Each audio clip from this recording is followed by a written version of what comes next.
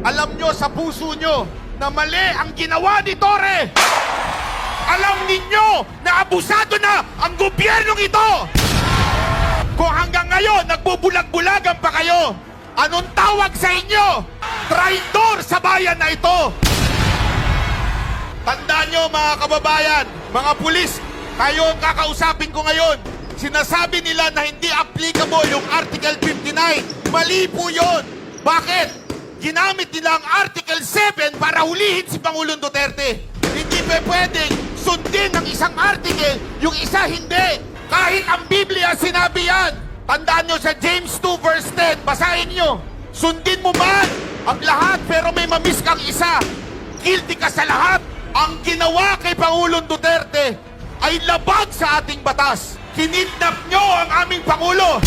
Susubukan ko lang to the international media. This is not about Duterte and Marcos. This is not about America, US, Japan. No! This is about humanity. They kidnap our president.